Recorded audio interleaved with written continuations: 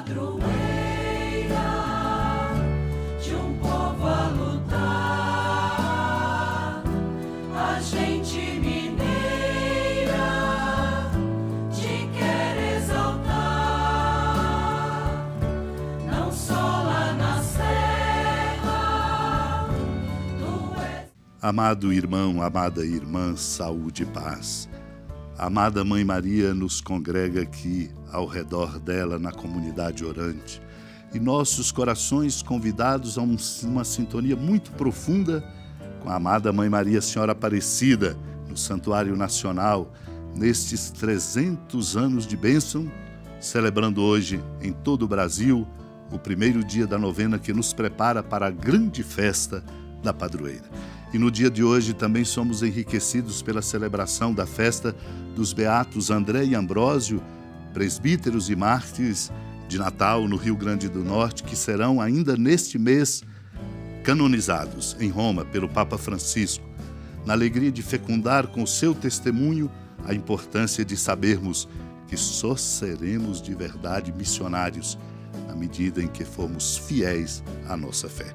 E aqui lembro Santo Agostinho em comentários sobre os Salmos, quando diz: o Senhor reconstrói Jerusalém, reúne os dispersos de Israel. Como os reúne? Pergunta Santo Agostinho. Que faz para congregá-los? Cura os corações abatidos. Eis como são reunidos os dispersos de Israel. São curados os que têm o coração contrito e humilhado, os que reconhecem as próprias culpas e se castigam por si mesmos, os que se julgam com severidade para se tornarem capazes de experimentar a misericórdia. A estes o Senhor cura, mas só ficarão perfeitamente sãos quando estiver terminada a sua condição mortal, quando esse corpo corruptível for revestido de incorruptibilidade e esse corpo mortal de imortalidade. Quando nenhuma fraqueza da carne nos incitar mais, não só ao consentimento, mas nem mesmo à sugestão do mal. O apóstolo Paulo diz: o corpo está morto por causa do pecado, mas o espírito está cheio de vida por causa da justificação.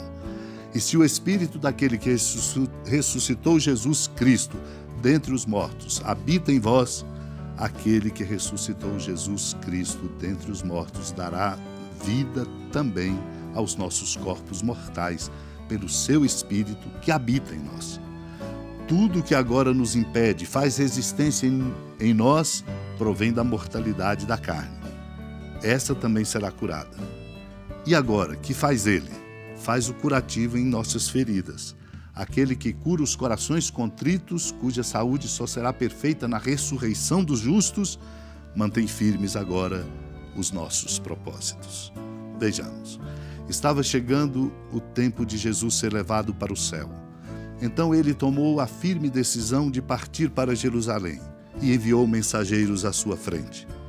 Estes puseram-se a caminho e entraram num povoado de samaritanos para preparar hospedagem para Jesus.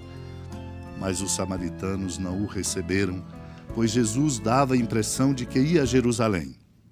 Vendo isso, os discípulos Tiago e João disseram: Senhor, queres que mandemos descer fogo do céu para destruí-los? Jesus, porém, voltou-se e repreendeu-os, e partiram para outro lugar.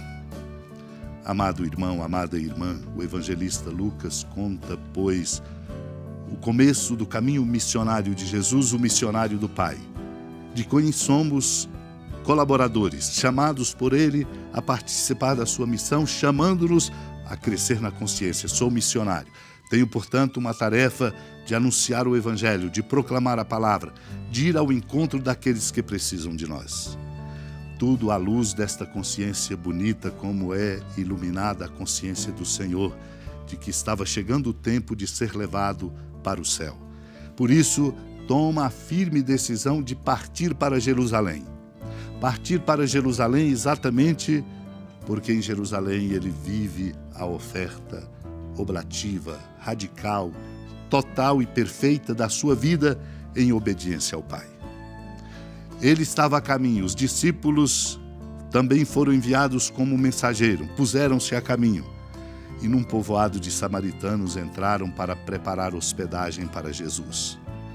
O anúncio da fé encontra resistências, preconceitos, desafios enormes, dos quais não podemos desistir e também precisamos ter a sabedoria de encaminhá-los.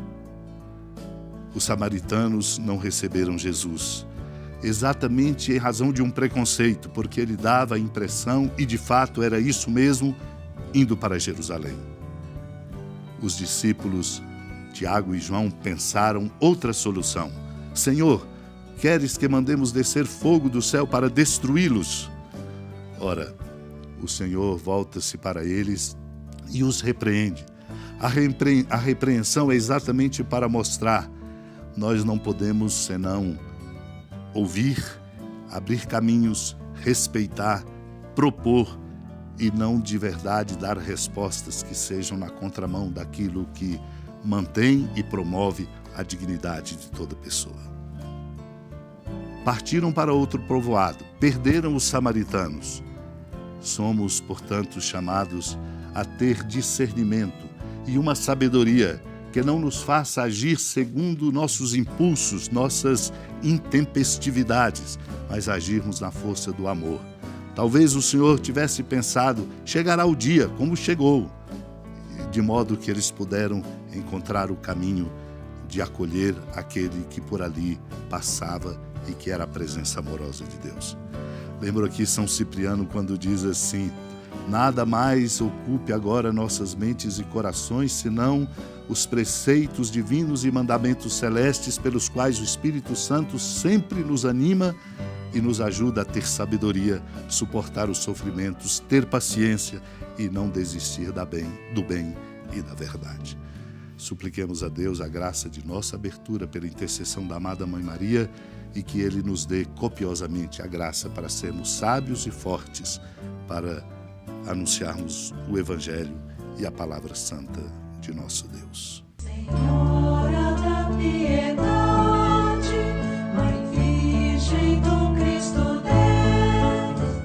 Lembrai-vos, ó piedosíssima Virgem Maria, que nunca se ouviu dizer que alguém daqueles que, tendo recorrido à vossa proteção, implorado a vossa assistência e reclamado o vosso socorro, tenha sido por vós desamparado. Animado com igual confiança, a vós recorro, ó Virgem das Virgens, e gemendo sob o peso dos meus pecados, me prostro a vossos pés. Não desprezeis as minhas súplicas, ó Mãe do Verbo encarnado, mas dignai-vos de as ouvir propícia e de me alcançar o que vos peço. Amém. Feliz padroeira de um povo a lutar,